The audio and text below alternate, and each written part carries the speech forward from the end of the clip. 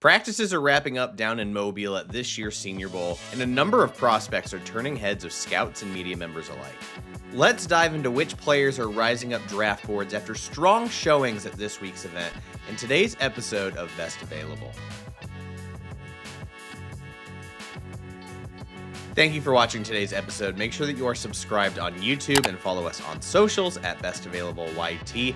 If you want another way to support the channel, consider becoming a member. There are some additional perks to that, as well as just a way to support the channel. I'll leave details to becoming a member in the episode description. If you were following along with these Shrine Bowl videos, I am finally back in Indianapolis. It took way too long to get home. I think I had 3 or 4 canceled flights and then a 6-hour delay before finally getting back. But we're back in Indy. Apologies for no video on Wednesday. Let's go ahead and dive into the Senior Bowl winners because I've got a few of them to talk about. We're just going to focus on players that had a really strong week of showings. And I may not be down there in Mobile, but from following along on the television coverage, on social media, and even have access to the practice film, which I've watched quite a bit of, I came away with these 10 winners. And let's start with the first one because it might be the wildest story in the entire week of Senior Bowl. And that is John Carroll wide receiver Tyren Montgomery. You won't be surprised to hear that I have not watched tape on Montgomery. I don't know many D3 players, if any, I've watched over the years, unless it is a big name, but I'm going to try and get my hands on some Montgomery film at this point. The 33rd team, Sam Monson, claimed that the best overall wide receiver down in Mobile this week has been Tyren Montgomery. And all the clips and one-on-ones I've watched and everything like that, I can kind of see why. I mean, this is a guy that's, been extremely technically sound at the wide receiver position.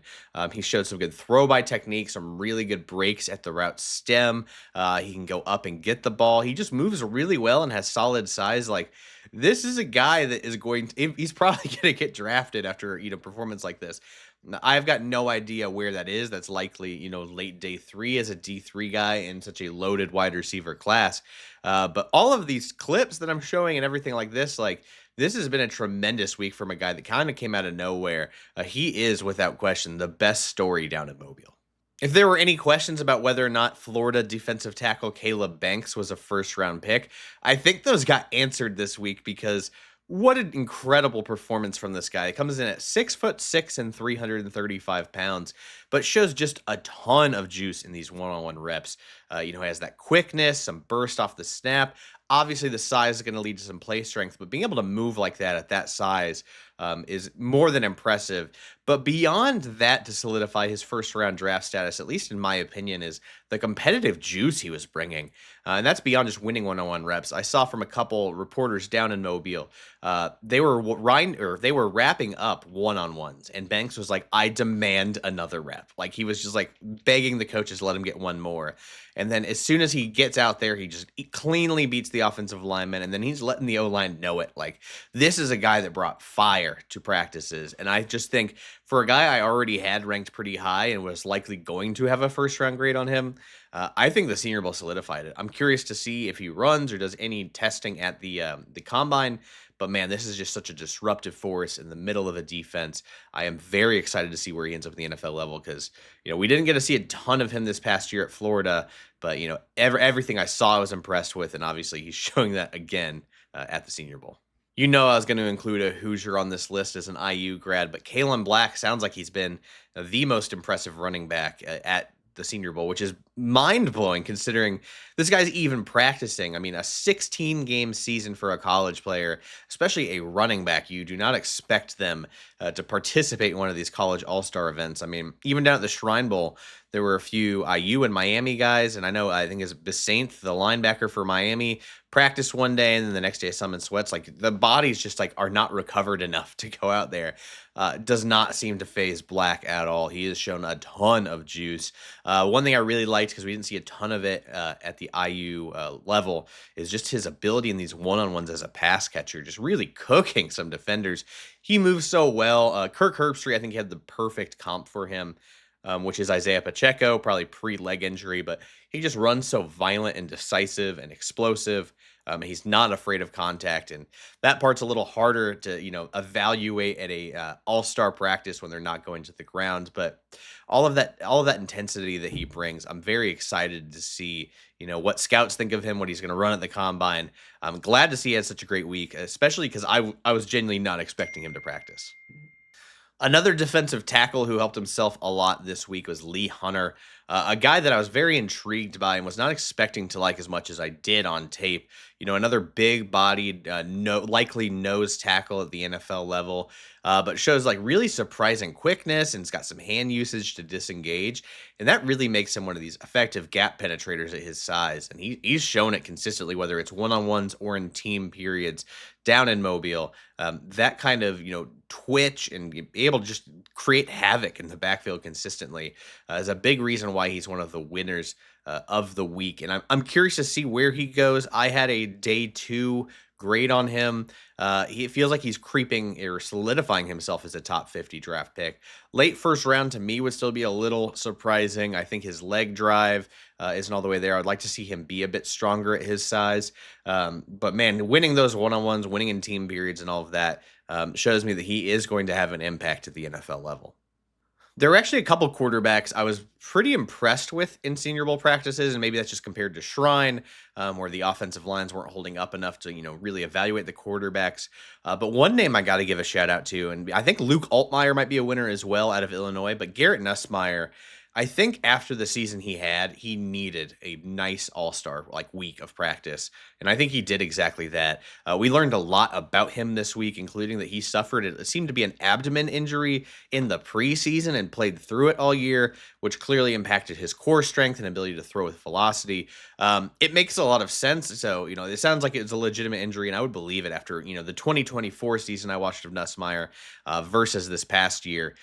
That hopefully is healthy, but I mean, he was throwing the ball damn well. I think the thing that impressed me most is his placement on some of these balls deep downfield. Whether it was dropping it in the bucket, placing a back shoulder throw. Some of these throws, he had one to Barian Brown, one of his old college teammates, so the connection will be there. But having some chemistry with some guys you have not thrown to before and having that kind of placement is damn impressive.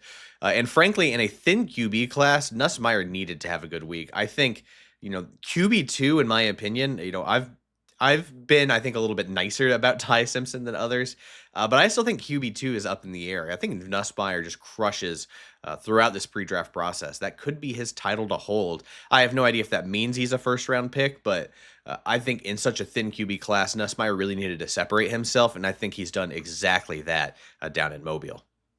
Every year, I tell myself I'm not going to fall in love with another 6'4", 200+ pound wide receiver, but damn it, Malachi Fields out of Notre Dame got me again. I got the chance to see him in person this year.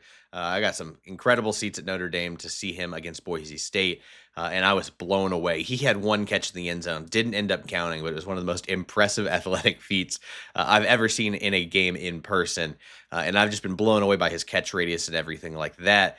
And then he comes to the Senior Bowl, and he's kind of crushed. He's shown some deep separation ability, track the ball. He had a great one over the shoulder where he had to get fully extended, dive out for it, made a catch.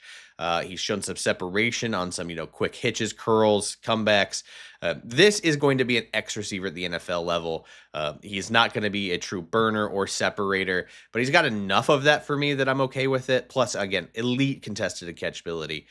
This is a guy that I think in the right scheme, in the right role, is going to thrive, and I'm glad that we're seeing a bit of that at the Senior Bowl because I did it again. I fell in love with another 6'4" receiver, and it's burnt me a few times, but I just, after seeing what he can do and how he's performed at the Senior Bowl, I feel more optimistic about him than guys I've felt about in the past.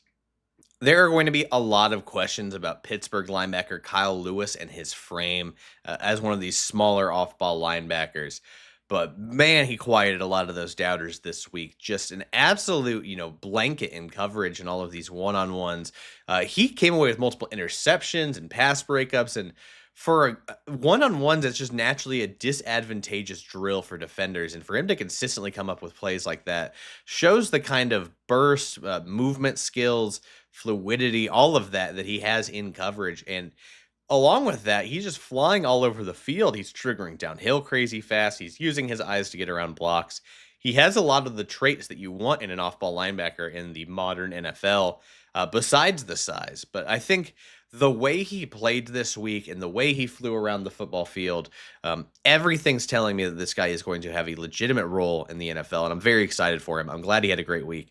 He's one of the guys, when I have the rosters, I'd like to circle or underline, guys I want to go back and watch the film on. Kyle Lewis is, right up at the top of that list.